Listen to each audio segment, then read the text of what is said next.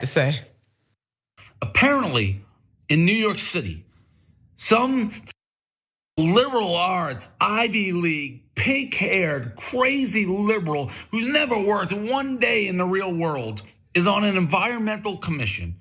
And they woke up from their little nappy poo, wherever that may be. And like, I figured out how to save the world today. We have to get rid of coal oven pizzerias in New York City. We got to stop that. The emissions, I guess, is pollution, blah, blah, blah. Now, Dave, why they gotta have pink hair? Don't do that to the pink hair people. Them fools don't got no damn pink hair. The people is doing, why? Why you hating on pink hair? Don't do it. Now, the New York Department of Environmental Protection has drafted new rules when it comes to coal and wood fire ovens used in pizza restaurants. The rule would force places using the ovens to cut their carbon emissions by up to 75%. Now, there should be a way though. Come on, y'all. Now, New York, come on, there's a way. There should be a way to solve this, a way to cut back on emissions without targeting small businesses. Come on, we got to find a fix for this. Y'all don't do this to the pizza people. I kind of agree with that, but I don't agree to what extremes they just labeling, stereotyping folks. But they got where there is a will to find a solution, there's a way. Tax write-off of businesses that purchase emission control devices, maybe. Maybe could that be a fix, New York? Or grandfathering in existing pizzerias. There should be a way, New York, to have clean air and good pizza. Can we work on that? Then brother ain't got to throw that damn pizza over that gate like that, wasting that pizza when people hungry in these streets. Ida, in these streets. I'm hungry right now. In these streets. The United States government has done a really good job to put the onus of all the mistakes and all the horrible things that they've done to the planet and to the country on the individual and the small businesses. They tell you to recycle, they tell you to buy a Tesla, they tell you to buy an electric car, but they don't tell the corporations to stop spilling that damn oil into the ocean. They don't tell you. Yeah, it's the penalty on them. And then the American person, now you see these people who lack education, they don't have information. They think the immigrants are coming to get them. Everybody's trying to make their kids gay. They don't have the information, so they're always being triggered and emotionally driven. But the truth is that the unjust onus that the government is putting on the United States American citizen with all the other stuff that we have to deal with on a daily basis. We gotta save the planet. Sure, we gotta do our part, but y'all gotta stop doing this. When it comes to the ocean, don't throw your plastics. Don't do this with the straw. What are you doing? How are you regulating what these corporations are doing, which are doing the majority of the damage to the planet? I mean, coming after small businesses in this way, and even though I might not necessarily like the messengers, I mean, their point about coming down on these businesses, there has to be a way to help them come into compliance with emissions, because everybody got to do their part. We all need clean air, clean food, clean water. There really is no way around that. I mean, we need it to live, to live optimally. However, it's an and help these small businesses. Now, the rule could require pizzerias, we back to the rules here, with ovens installed prior to May of 2016 to buy emissions control devices that cost at least $10,000. So that's why we asked, is there a way to either grandfather them in or give them a tax write-off or getting a new oven or something like that? According to DEP, this affects 50 to 60 pizzerias in New York City. So now we know why brother was so upset throwing that good pizza over the fence. A city official said that under 100 restaurants total would be impacted. One pizza restaurateur who requested anonymity told the Post that sensitive negotiations are currently taking place with DEP officials on whether to grandfather in or exempt the dozens of coal and wood oven fire pizza joints from the mandate. We got to be able to do that. Now, here's a statement from DEP spokesperson Ted Timbers. All New Yorkers deserve pizza. No, I'm sorry, let me read this. All New Yorkers deserve to breathe healthy air, and wood and coal fire stoves are among the largest contributors of harmful pollutants in neighborhoods with poor air quality. The common sense rule developed with restaurants and environmental justice groups requires a professional review of whether installing emission control is feasible. It is feasible. Let's look at this as a win-win. How can we do both things? Make sure that we make the air quality in New York better, and also make sure that we provide some relief for those small business owners so they don't gang up once again and throwing good pizza over the fence. Don't do that, y'all. And for the love of God, leave the pink-haired people alone. Don't mess with them. Ida, it has been absolutely tremendous to have you on Unbossed today. Please, you all, don't forget to pre-order Ida's book. Ida, where can they get the book once again? Amazon, Barnes and Noble. They can go to funnyida.com, AIDA, and yeah. Thank you so much for having me. I always have a good time with you. I always have a fantastic time with you, and I can't wait till you're back again. And we cooking up something for them. It ain't pizza though, but we cooking something up. All right, we will see you next time, baby. You know what I want you to do. I want you to keep the faith always, always, always. I know it is damn hard these days to keep the faith. Keep that faith and marry it with a whole lot of fight. Until next time.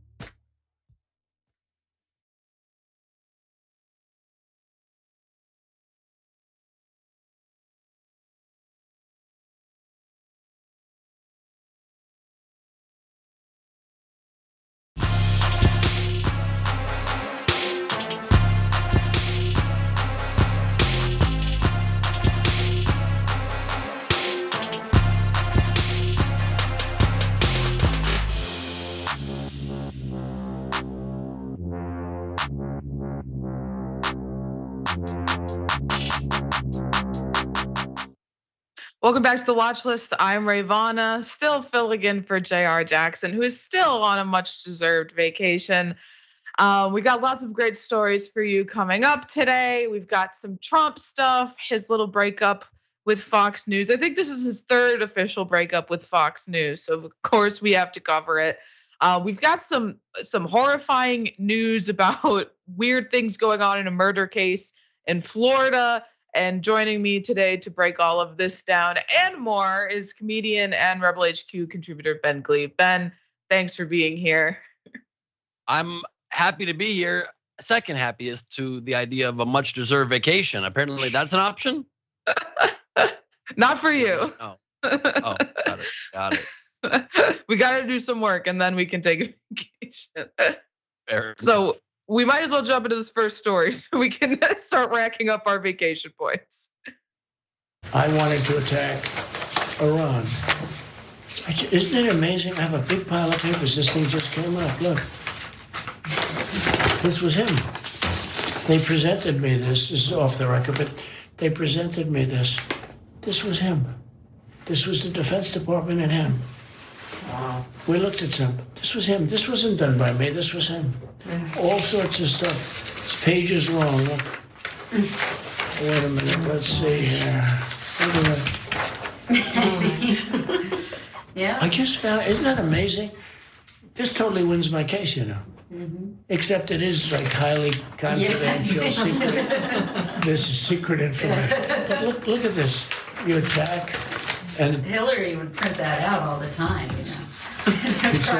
She'd send it to Anthony Weiner. Declassified. See, as president, I could have declassified it. Now I can't, you know. But Laughing about how Hillary Clinton would also do the very illegal thing that Donald Trump is doing is astounding. But yes, the leaked audio of Trump showing highly confidential documents to his staff relating to invading Iran has finally been released by CNN. And it does confirm that Trump did in fact have highly classified documents about Iran and that he confessed that he can no longer declassify them. I can't even begin to wrap my head around the fact that this man was in charge of deciding whether or not we attack Iran in the first place. But in very predictable fashion, Trump lashed out via his failed social media site, Truth Social, at the illegally leaked CNN tape attacking the FBI and DOJ. So let's take a look at that. He posted this. The deranged special prosecutor, don't know how he decided to capitalize the first letter in all of those words, but he did, as if that's his title. Jack Smith, working in conjunction with the DOJ and FBI, illegally leaked and spun a tape and transcript of me, which is actually an exoneration rather than what they would have you believe. This continuing witch hunt is another election interference scam. They are cheaters and thugs. Now, I don't know about you, Ben, but I don't think anything I heard him saying in that clip I would classify as him being exonerated. He's literally holding up a document to his team and being, look, I have this illegal document. I could have declassified it before. Now I can't anymore. And they're like, yeah, when Hillary did that, it was really illegal. Yeah, no, but technically Trump's right, because if you spin something a full 360 degrees, it's still illegal. And so a lot of people don't realize that, but there's a kernel of truth in what the former president says, and I respect the man greatly. I'm kidding. I take those words back. The universe doesn't understand sarcasm. Sorry, universe. It's unbelievable. He's not even trying with his excuses anymore. He's not even trying hard. He literally is like the tape where I admit to where I'm currently live. He's not even talking about a crime he did do. He's committing the crime on the tape and still somehow making fun of Anthony Weiner. Like his old talking points seep in from his little comedy routine he does in his arenas around the world. I'm a man with a great respect for comedy routines, being that's what I do, but I know the context for them. Like when I ran for president, I did not do my comedy routine, but he's there committing active crimes against the nation and is saying, but Weiner's a pervert and wore colorful pants. We all know that very much. Here's the attack plans for Iran. And then his excuses are just like, they're spinning it. He's deranged. Spinning what? It's so funny how he's such a narcissist with such a deep insecurity at the same time. He needs to somehow spill out every bit of damning evidence, not just sharing the classified document with people who are writing a stupid political biography, pointless. He then has to say, this is classified. Then he has to say, I can't declassify it. Basically saying, therefore debunking all of my previous arguments I publicly made. Isn't that fun? Isn't that great? It's really great. I believe so. I mean, it's amazing. It is amazing. You know what, though? I think that he should be a little bit more grateful to Anthony Weiner. I am firmly of the belief that Anthony Weiner bears a strong responsibility in the reason that Hillary Clinton did not win the election and why the investigation was reopened into her. That's a conversation for another day. So we are not putting our weight behind Donald Trump. He has some heavy hitters, though, throwing their weight behind him, including washed up Fox News host Mark Levin, who tweeted out his way too long message of support that we have an excerpt of here. While beating their chests about the horrors of Trump holding classified information, the fact is that the corrupt Biden DOJ, sleazy Jack Smith's office, and the usual corrupt media lapdogs have publicly identified, characterized, and even released whatever classified information is known to the public. In this, they've committed scores of felonies, interfered in a presidential election, and have pushed the nation to the brink of some kind of civil war while smearing and denouncing Trump and his supporters. Trump hasn't leaked anything to the public. They have. I'll say I like the way that Trump sycophants slowly but surely start to sound like him. They start to talk like him. You see his cadence come through in their messaging on subjects. And like I said, that was just a small excerpt of an exceptionally long tweet that he went off in a long rant about Biden and then Merrick Garland, and for some reason tied China into it. I don't know how the hell he did that, but he did. And the premise there of the tweet kind of also admits, his people always also admit what Trump did wrong. It admits that there is something bad to share there. He's like, how dare the media and the corrupt Biden administration leak the bad stuff that Trump did? Even though the key fact here, what's the key fact? Is they just leaked the recording, an audio recording, where he is visually showing people stuff you can't show. You see, the problem with leaking classified stuff is seeing the classified stuff, not hearing about somebody seeing. Because hearing about somebody seeing, if you don't understand how senses work, is not a danger to national security. Idiotic Mark Levin, Red, White, and Levin, or whatever your name is on your stupid show. It's actually seeing the thing. It's kind of like when you go to a movie and you keep your eyes closed, you didn't see the movie. Does that make sense?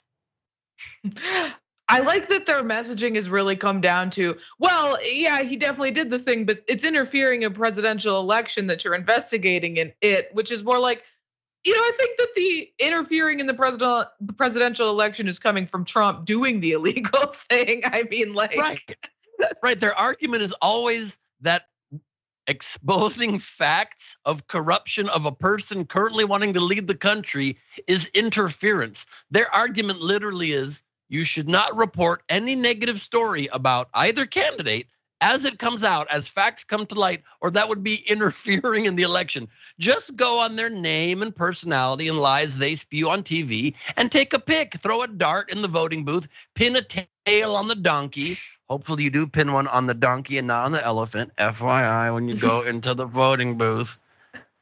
Political animal reference, boom. Nailed it.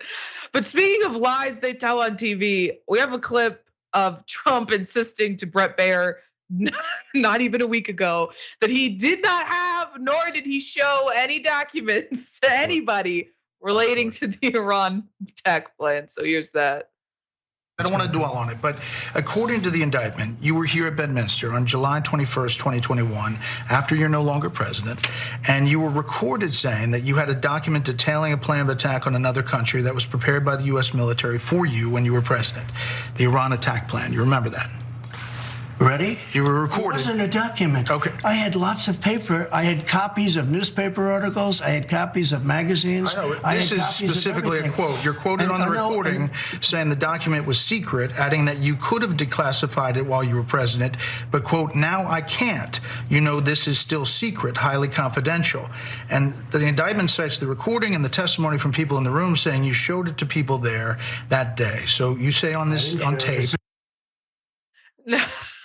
Now, Fox News is spinning this story exactly how you'd expect them to.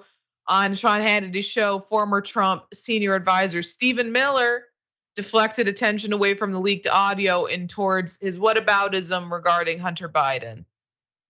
We've seen this for 7 long years, Sean, where the federal government, when it is persecuting, when it is going after, when it is trying to frame President Trump, they selectively leak in order to manipulate news stories, to try to poison the narrative, to try to create a false impression. And they've been doing this over and over and over and over again.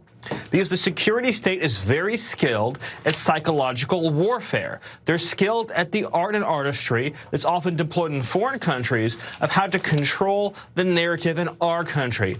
My message to the American people is don't fall for it. And of course, we remember what they did to suppress the Hunter Biden story, and now what they are doing and have been doing to shield Joe Biden from accountability for his influence peddling with his son Hunter. And lastly, Steve Doocy, or as many people are calling him, Douchebag, theorizes that Trump's team may have leaked the audio himself to exonerate him.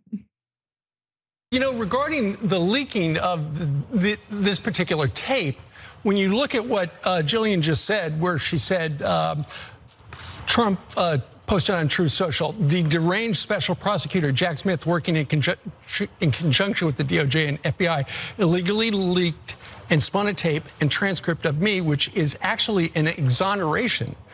So you know what? If Trump thinks it's an exoneration of him, perhaps somebody on his side actually did the leaking to CNN and Maggie Haberman. I don't even know how many people there are left on Trump's side. I mean, Ben, we've seen his attorneys dropping like flies.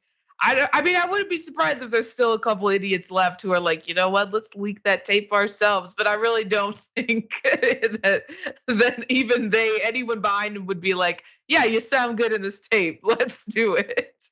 No, of course not. And it's just these people, I mean, they're so good at bending over backwards. I would go to a Steve Doocy yoga class because I would learn moves I've never seen. I mean, I've never seen somebody on television in a political news capacity that just has more obviously the vibe of like a straight up court jester sycophant. Trump's not even in the room and he's like, yeah, maybe because he said it exonerates him. Maybe he did it on purpose, even though he's not saying it. Let me speculate that maybe he released this damning tape because that's what he wanted, because he just said the word exonerates him in a post where he's obviously scrambling, trying to save his ass because he's obviously in giant trouble. Yes, sir. Yes, boss. May I tickle your feet? May I feed you grapes live? I mean, what? It's just to watch Fox News, to watch any of these opinion shows. There's occasionally like Brett Baer, occasionally people that are a little bit more serious news that hit hard. But then the popular shows, the ones with the big ratings, are the ones that are just straight up cartoon character, complete jokes of human beings that are just never presenting a fact other than, oh boy, Trump's great, right? Live footage of him currently burning the Constitution while Nicolas Cage tries to stop him. He's like doing it to show how you should never do that. We'll be right back. I mean, you know where I'm going. All right, and it's particularly funny, and I think it perfectly ties together with this next story because you're exactly right that it is just the Trump sycophant show over there, and they're all down on their knees, just waiting for Trump to walk in front of them, and he is just dissing them all over the other conservative news channels, which is what he did on NewsMax. Mr. President, the other media company that I think we need to talk about today, Fox News, just informed the rest of Tucker's crew that used to work for Tucker, the staffers, the last 9 that they're fired. They have to leave and pack up by mid-July. Well, I think they have some really great people and they have people that aren't great, but I think their attitude is not good, and they don't cover the election and they don't cover the frauds that took place, and they don't want to do it. They're afraid to do it. I don't know what their problem is, but they don't cover a lot of the things that they should be covering. They've backed a loser. They backed a guy that can't win, Ron DeSanctimonious, I call him. He's losing by 40 points. Some people say 51 points. He's losing by that. And they give him so much time. I watched today, they gave him a live presentation down at the border, which was very boring. And all he did is say, I would use various policies. And those were all my policies.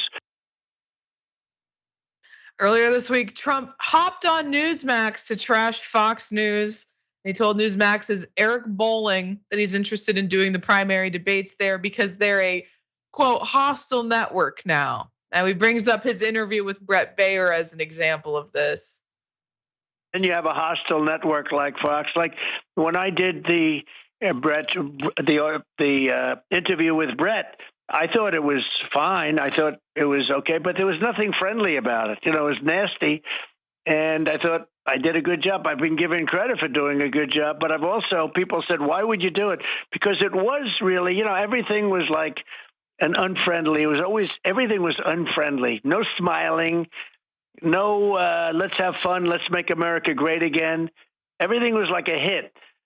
So, you have a hostile network and you have people that are obviously their candidates are against you and they therefore are being hostile. And if you're leading by 30, 40, or 50 points, what's the purpose of really doing it?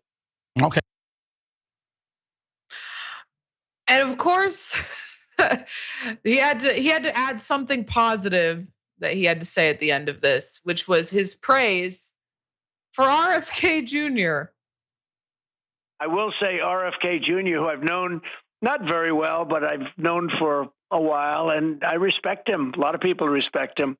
He's got some very important points to be made. No, he's a respected person. I'm sorry. Between Eric Bolling, Donald Trump, and that video they were showing of RFK Jr., that was just three very red men, the reddest men I've ever seen in my life. Not a shred of sunscreen between the three of them. But okay, Ben, I will say, I think he is right about one thing, and that is that Fox News has very, at the very least tacitly, if not explicitly, thrown their support behind Ron DeSantis over Trump. But the idea that they've become antagonistic towards Donald Trump is absolutely ridiculous. But I think he really shows his ass at the fact that he says it's not fun anymore, which, like, for him, picking up the phone and calling into Hannity whenever he wants to, he really did feel like a superstar. And it was just, he enjoyed himself. Yeah, and he'll keep doing that. I mean, he and Hannity are still BFFs. They summer together in romantic getaways in Sicily, I'm sure. It's amazing. You make a good point about how red these people are. I mean, that's when you become the ultra MAGA Republican. Your skin turns red. It's a beautiful thing, okay? And the second to last clip there is just quintessential classic Trump in two amazing ways. One, it's incredible how he still thinks, of course, his idiot followers lap it up because they don't have any sort of critical thinking skills, but how he even still thinks that reviewing your own performance means anything to anybody. I did great. I thought I did great in the interview. And then he realizes some part of his brain goes, well, maybe that's not enough of an endorsement. And a lot of people give me credit for having been great in it. Just citing always a lot of people, the mysterious lots of people that love the things he does. Many people are saying, but also it also shows how Trump's brain is just this manic bowl of insanity where he always speaks on all sides of everything with lots of personal braggadociousness thrown in there. So what do you think about Fox News, Mr. President? I think they have a lot of great people and a lot of bad people. The interview was great. I shouldn't have done it, but I did do it. I should have done it because the great thing is you have a chance to do it. But it was a hit piece. There was nothing wrong with it. A lot of people say I did great. I did not so great. People say I get credit for being great. They were nice and good questions, but I shouldn't have done it. I obviously shouldn't have done it because I should do it. Like, dude, pick a lane at least. Pick a lane. Oh, if he picked a lane, then many people wouldn't be able to praise him. It'd be less people, and he wants many people. That's a good point. He also just clearly in that particular rant, you could just see his brain being like, want to praise Fox News, want to praise NewsMax, want to diss Fox News, but also want to praise Fox News because I'm going to need them and they're bigger than NewsMax. So he's just constantly trying to like cover his bases. They're really nasty to me. They're a discriminatory network. They love me and I love them. It's like he wants to cover both. I made a Rebel HQ video about this morning. Shameless plug, check it out, Rebel HQ on YouTube. And one thing, because he was in the interview, he was while he was freestyling in the middle, he's talking about how Fox didn't support him at the beginning of his presidential campaign which is true. They didn't until before he became the candidate, when he was just in the primary. Ronald McDonald didn't support him then. Right.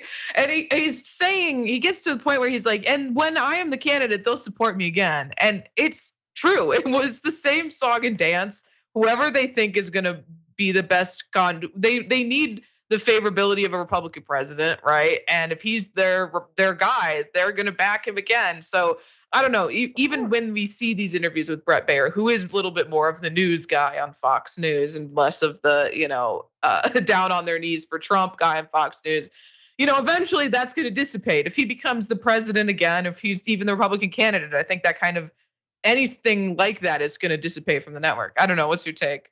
100%. I mean, I don't say this as a joke. I say this as an absolute fact. And Ray, I know you would agree with this.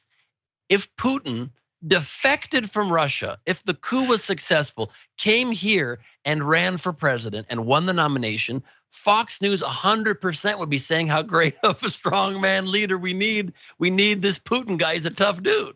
Yeah, they're already kind of saying that. So. They are. All right, we got to go to a break. I need my emotional support dog. Baby boy, I need help, please. Oh, not the cone. He's licking himself due to too much stress on Trump stories. Oh, well, that's all of the Trump stories we've got. So less stress coming up, but we do. Trump stories. Okay? We do have to go to a break. We'll be right back after this, so stick around.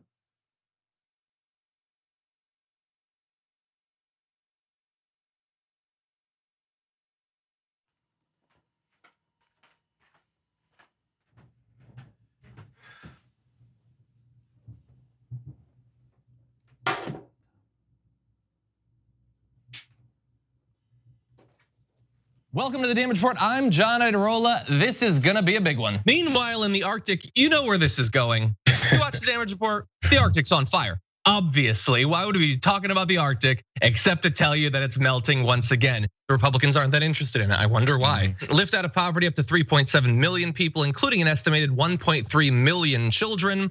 Hashtag save the children. Not if it costs money. I mean, come on. What's happening? I'm Dr. Rashad Richey, host of Indisputable with Dr. Rashad Richey. Here's the bottom line. I play no games about policy, period. Too many people's lives are at stake. So here's what I do. I challenge conservative ideology that hinders the growth of this country. I make sure we place our facts in proper context, and I have no problem debating anyone on a position that I have.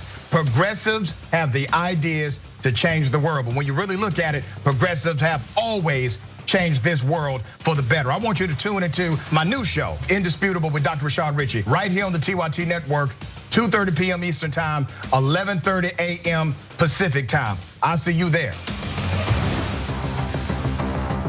Everything that we've accomplished over the years is because of our members who've allowed us to remain independent of corporate interests and reach 20 million followers. Now is the time to bring as many people into the progressive movement as possible. We're inviting you to be the change and help bring a community-powered progressive change machine to life. Details are at tyt.com/change. If you're a member, thank you. We need you to remain so. If you're one of the thousands of viewers out there who's not a member yet, the time has come for you to join now. We need you more than ever. tyt.com/change.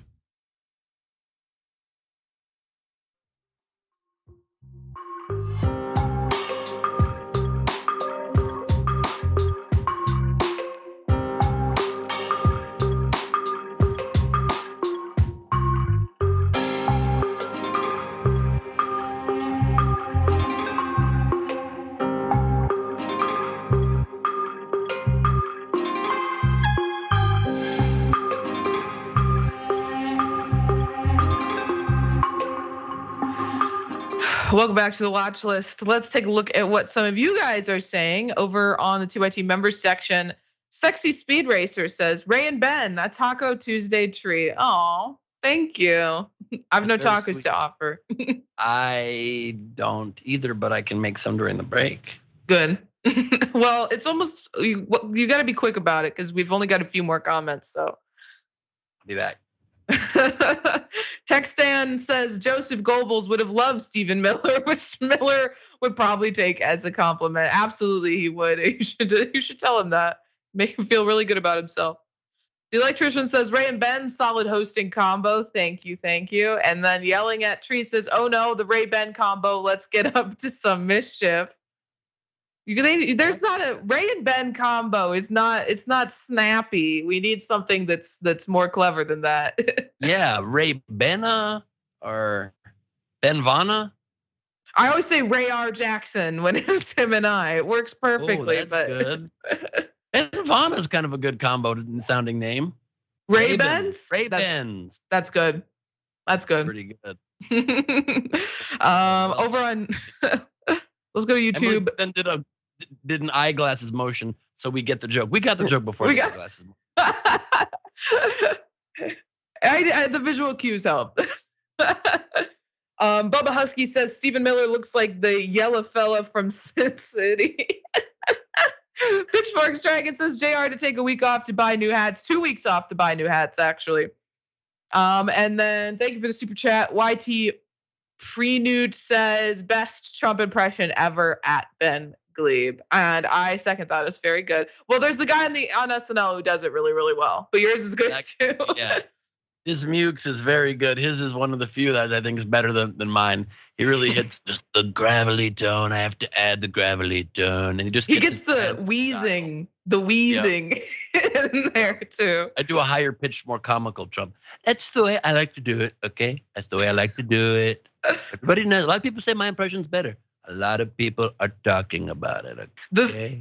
The face is right. You get the face is there. Thank you. All right.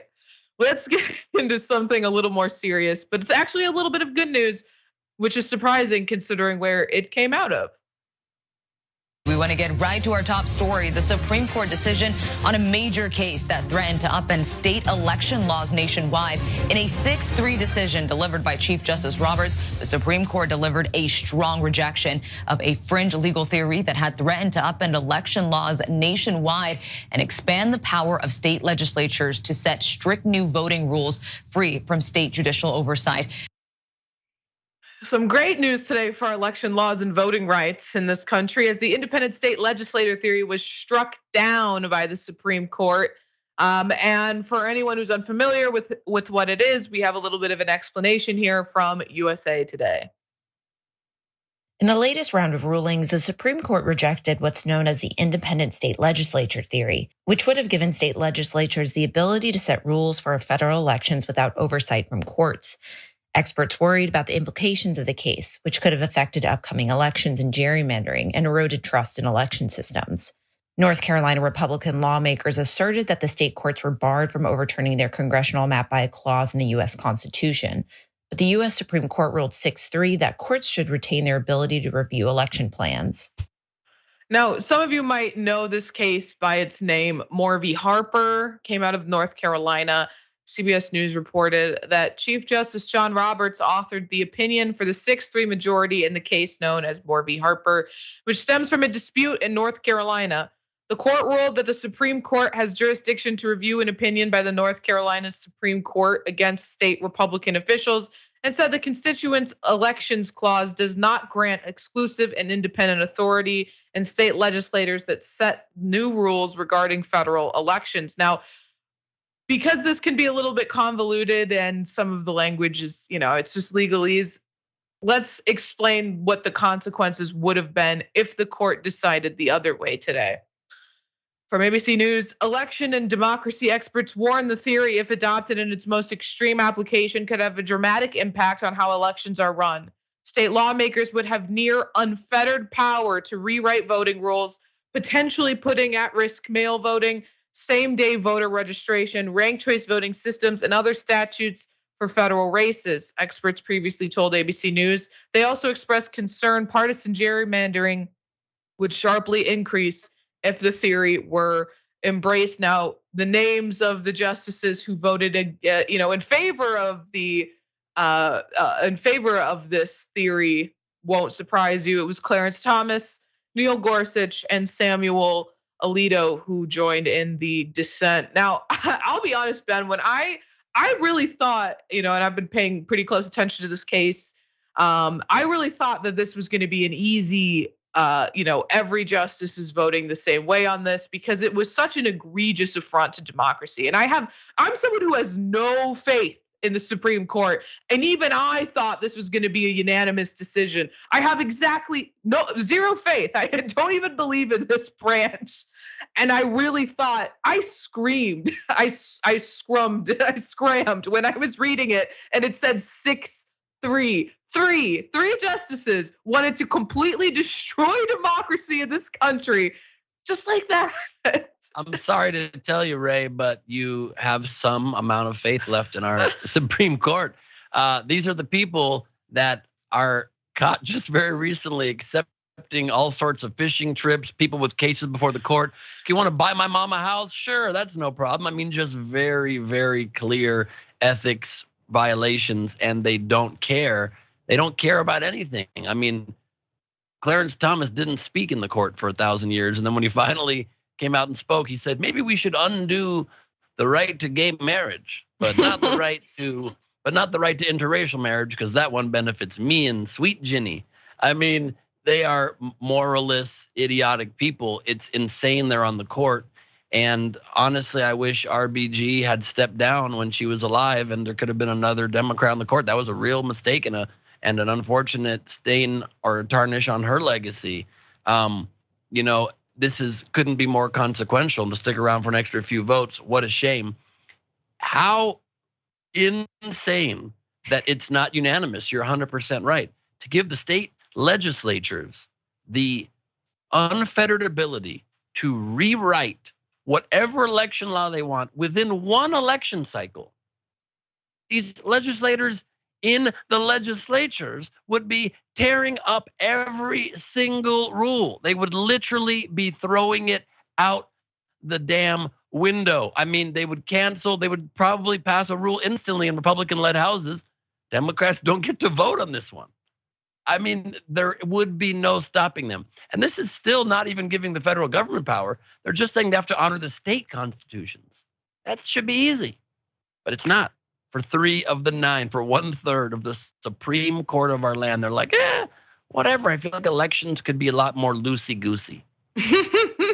Yeah, I mean, it's ridiculous, and it doesn't give me, I mean, just having 3 of them in that category doesn't give me a lot of hope about because we got some good decisions out of the Supreme Court. This is a good decision, but it's a really bad omen of what's to come, because when we try to figure out where the Supreme Court is going to go next, we look at who's dissented in the past on these particular issues, and having 3 in that camp and a very weak John Roberts, who is very easily bullied around by the Federalist Society and what they tell him to do.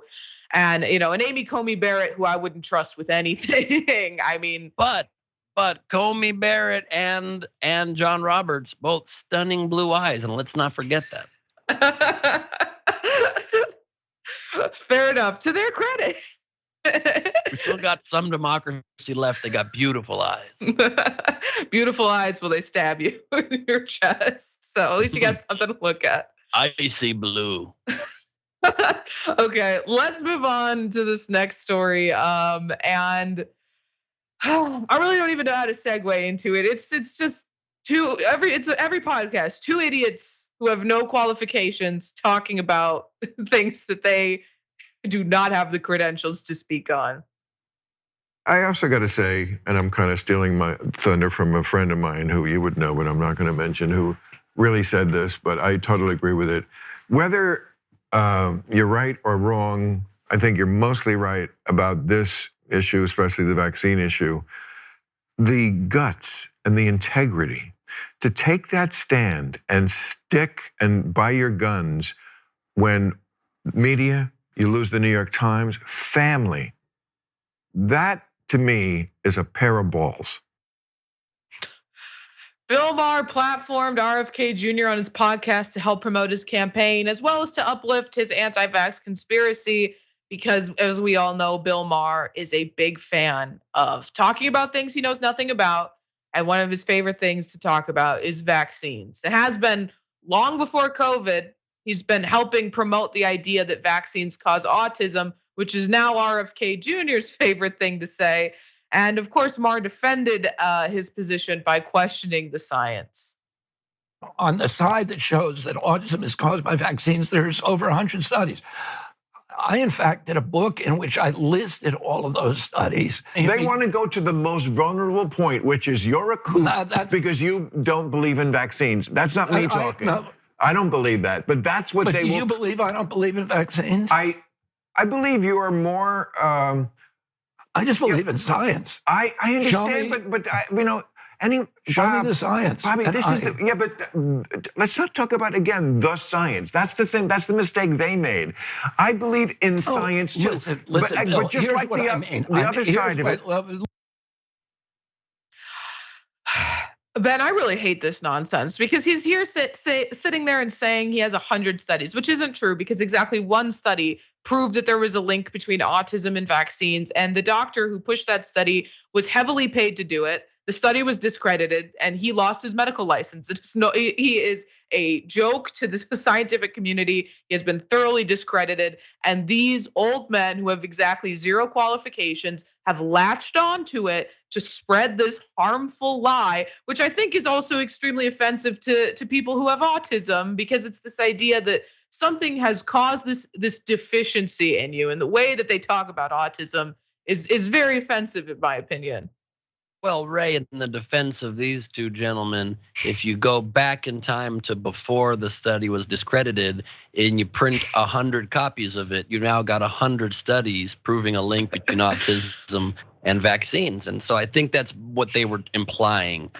And so I'd like to just make that clear. Plus, there is one other historical record proving a link between autism and vaccines. That's, of course, the host of dating show, crude comedian Jenny McCarthy. I feel as though you're not giving her enough credit for her scientific background, of which she has none. Right. Well, you know what? She might have kissed a scientist on New Year's Eve one year. So that's a little bit of a scientific background. Who did she kiss? She kissed Fauci? No, I don't think so. A lot of firefighters, though. Every year I remember watching her kiss a different firefighter as she got progressively more drunk on New Year's Eve. So that's the person I want determining our science in this country. I heard that kissing Jenny McCarthy causes autism. I don't know if you knew that. There are several studies that I've printed saying 100 of them. But so there's another clip we have here from that wonderful conversation, a real meeting of the minds, if you will, where Maher is letting RFK Jr., drone on and on about some conspiracy that he bought into regarding the efficacy of the vaccines. It's required to do placebo-controlled trials. That's what science is. You give a group of people, a cohort of people, the medicine, and then you give a similarly situated cohort of people the placebo. And then you look at health outcomes over a 4 or 5 year period, because many of the impact of the outcomes are going to have long diagnostic horizons and long incubation periods, so you won't see them immediately. You need to do it. Anthony Fauci has said 8 years for a vaccine. You need to watch them for a while. Those studies have the only medicine that never gets tested are vaccines, and that is what I object to. It's not. I'm not saying that. Not only the only one effective. All I'm saying is let's test them the way that we test other medications. That does not seem unreasonable. That is not unreasonable. Well, that's my position. Well, your position is idiotic and absolutely unreasonable, because the idea that we have 8 years to sit around during an unprecedented pandemic that has killed millions of people, the idea that we can just lounge back and wait 8 years to test the vaccine before we give it to the public. I mean, they're saying they want to protect people, Ben, but I mean, his proposed way of doing things literally would have led to hundreds of thousands of needless deaths. I can't stand these people. I like it better when Bill Maher's podcast has fun people on that don't know stuff but don't pretend to know stuff. Right. When they just get drunk and they talk about nothing that impacts people. Much better. All right, let's move into this next story that is a little reminiscent of something funny that happened a few years ago, and we'll get into that.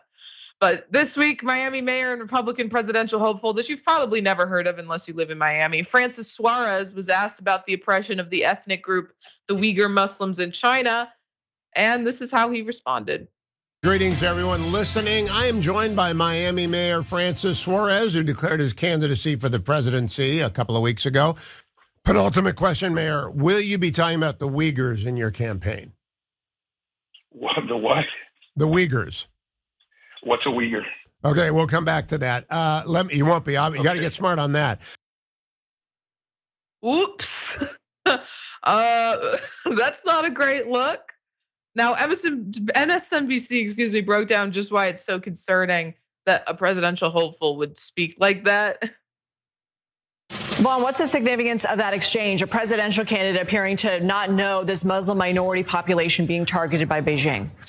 It's significant because this man is running for president of the United States, and he's the mayor of a relatively small city, and yet he has made the case over the last week that he is running for national office and would be able to be the commander-in-chief and serve this country. We should note the Biden administration has suggested that China has engaged in genocide. There are 1 to 2 million Uyghurs inside of detainment camps, what you could also call re-education camps, in which this ethnic minority population is forced to renounce their religion. They are forced into working conditions that, frankly, the United States and allies have not had full access to wholly understand.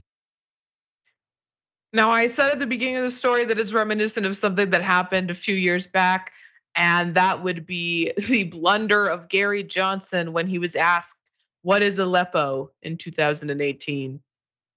What would you do if you were elected about Aleppo? About Aleppo. And what is Aleppo? You're kidding. No. Aleppo is in Syria. It's the epicenter of the refugee crisis. Okay, got it. Okay. Well, with regard to Syria, I do think that it's a mess. I'm sorry, that's such an I don't know what the hell I'm talking about answer. Well, it's a mess over there, and when I'm president, we're gonna go and we're gonna clean things up. I'll say, Ben, I really think that he thought that Uyghur was a slur or something, because the way he starts laughing. Yeah. I'm very happy for Suarez that he didn't say, well, you know, when white people adopt hip hop culture and act as though they're black, it's just not okay to do. What? Oh boy. And then I'm announcing the end of my campaign.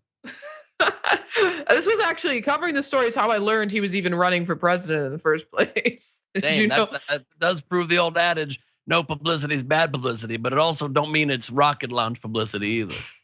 And to be fair, I think a lot of people first heard of who Gary Johnson was in the in that election when he didn't know what Aleppo was. So apparently being an idiot on air is a good way to get some momentum. Aleppo, here's the thing with Aleppo. It's one of the top brands of dog food.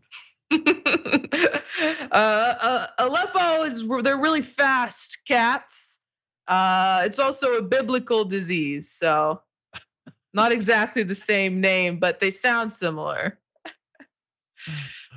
We are doomed. We're doomed. Right. This is depressing. It's very funny, but the state of affairs in our country is sad. Okay.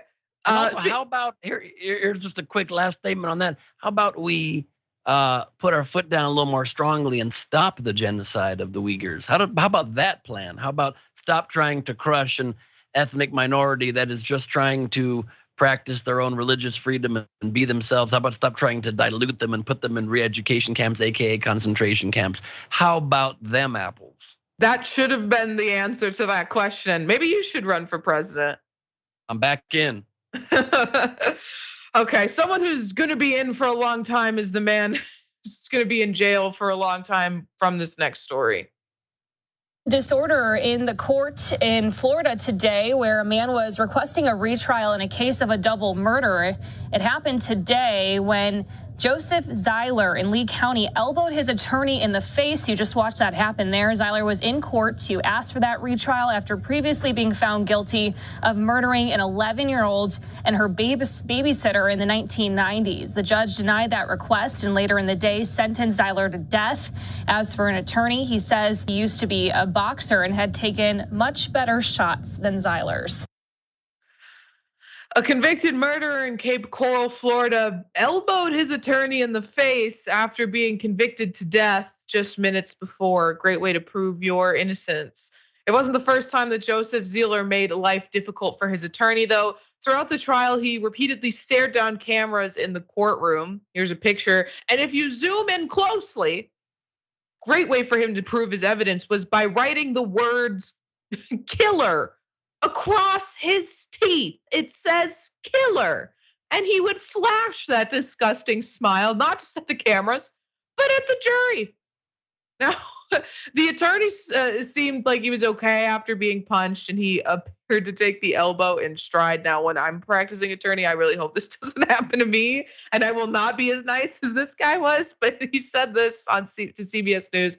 I had no idea he was gonna do something like that. Attorney Kevin Shirley said, obviously he's been planning on that, but as he was going down, he said he was sorry he missed. According to the video shown by the Fort Myers News Press, the attorney managed to somewhat keep his composure and return to his table. Now, one of the jurors spoke to NBC News about Zeiler's conduct during the trial and how it affected her decision process. I was 95%. He took the stand. Is it? You know, the expression, you just put your nail in your coffin?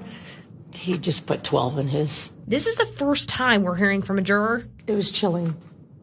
I mean, right from day one. Cohen described Zeiler as sick, evil, crazy, recalling the moment she knew guilty was the only answer. Him saying, you know, he didn't commit the crime. He'd never been to the house. He didn't know these people. And then he was screaming, every time I think of this 11-year-old girl. I mean, come on, buddy. I thought you didn't know her. I thought you didn't do this and you weren't at the house. Zeiler's inconsistencies were par for the course in this trial, as was his middle finger, hitting his lawyer in the face, and constantly staring into the camera. And I would look over and he'd be like, and I'd be like, and just look down really quick. And my heart would start racing. Listen, I'm just gonna say this: if you're a juror in a murder trial where you think the murderer is an insane and evil individual, probably not a good choice to then put your face on the news because you don't know what kind of connections he has. Also, I think it sort of does open up the idea that, honest to God, juries sometimes it's just a vibe check, and if you fail the vibe check, then you can be sentenced to death.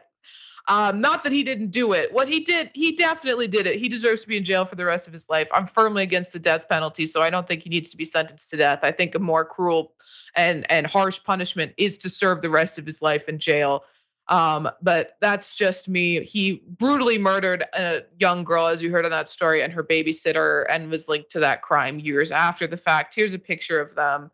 But I mean, Ben, I guess as an attorney, you'd have to, especially as a defense attorney, a public defender, you have to represent some really abhorrent and evil people. I don't think that they necessarily expect to get elbowed in the face during the trial, though. It's true. And a lot of criminal defense attorneys opted to represent this guy because they refused to represent Trump. And I respect that. I respect that a lot. Although this now convicted double murderer with killer emblazoned on his teeth is now the second leading candidate for the Republican presidential nomination. It's incredible. He's just surpassed Ron DeSantis. It's incredible. Yeah. This guy's name is Ron DeKilleronius. Okay, well, that's the perfect segue into this next story about how idiotic and evil and abhorrent you can be and still be an elected official within the Republican Party. You go back and do some history on Mount Rushmore. It actually is a Freemason shrine. And what the Lord revealed to me is that this Mount Rushmore has a direct ley line to Washington, D.C. And he said basically that as we continue to work in prayer and do the work of the ministry, that God was going to break that connection that acts as a portal for demonic things. What we're really dealing with in that portal is communism. That witchcraft altar and those things that are happening in the Black Hills is what we're really dealing with is communism. That man rambling incoherently is Joe Donnell, who of course is an elected Republican official, and he believes he found the demonic portal to Washington, D.C. through Mount Rushmore. And I'm not joking. He is literally an elected member of the South Dakota House of Representatives. He gets to make laws and decisions about people's lives. This guy right here, bridge builder, leader, small business owner, raving lunatic.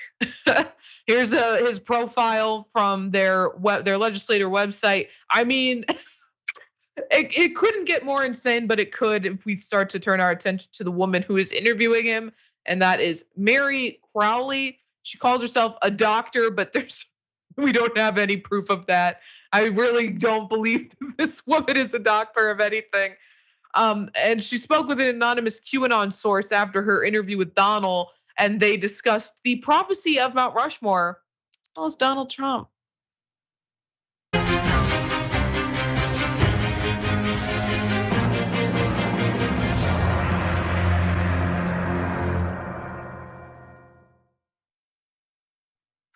Hi, everybody. Dr. Mary Crowley here for Now is the Time. I've got a very important broadcast today with SGAnon. In fact, we were all just in Mount Rushmore a few weeks ago, and we're going to be talking about that and some of the significant things that shifted. Well, we were trying to pull it up on the screen. I don't know what happened. If you can get it up there, Marshall. Here it is. There it is. You can see the picture. It's actually circled, and when they showed it to me, I was like amazed, because on my Facebook page, right next to this, you show the actual picture of President Trump that looks just like this, and it was the only cloud in the sky. And whether you believe it or not, I think it's striking. Something is striking. Something about that is striking. I also just need to bring up this last thing before I let you get it on this bed, is that she wrote a memoir. This woman wrote a book. It's called When God Speaks, From Glory to Glory, One Woman's Story of Faith. I won't read the whole description, but I got to read this first couple sentences. A hospital bed is the perfect place to look God squarely in the face. After being diagnosed with a delicate brain tumor, Mary Crowley suddenly found herself scheduled for a difficult surgery and an uncertain future. The surgery was not without consequences, okay? They definitely did some damage to this woman's brain when they went to remove the tumor. I'm obsessed with her, though. I'm obsessed with the way that she looks. I'm obsessed with all of the plastic surgery she's had. I mean, I want her to adopt me. She's my new favorite person, staring at that cloud, saying it looks like Trump. Also, she misspelled both names in her name, Mary Crowley, both incorrect. And also, she literally said in this photo right here, she said, and it was the only cloud in the sky. And in the photo, there are other clouds. This is the perfect example of the morons that are given platforms in this country these days. There's 6 other clouds I can point to in this photo, but there's one circled that makes it the only. I mean, oh my, this just in, I was just handed a paper. Wow, Mary Crowley, the second leading candidate now, taking over the killer for the Republican presidential nomination. Wild. Congrats to Mary Crowley, Republican presidential Mary and Crowley, all misspelled. I know we talk all day long about how idiotic these elected officials in the Republican Party are, but to see this guy sit back in his dirty shirt and talk about how he found a secret passageway from Mount Rushmore to the evil cabal in Washington, D.C., and knowing that he gets to make decisions about people's lives every day, it just makes me feel It makes me laugh so hard while also being more depressed than I've ever felt in my life. Yes, and also I'd like to lastly point out Mary Crowley's book is called From Glory to Glory, which is not a transition and should not be 2 words. It should just be called glory at that point. You can't go from one thing to the same thing. Oh, she's definitely my new favorite person. I'm gonna read her book. I have virtual shows, bengleib.com or nowherecomedy.com to get them. Thank you for joining me today, Ben. And thank you, everybody, for tuning in and watching us today. We'll be back with more Watch List, same time, same place tomorrow. But stick around because the main show is coming up right after this.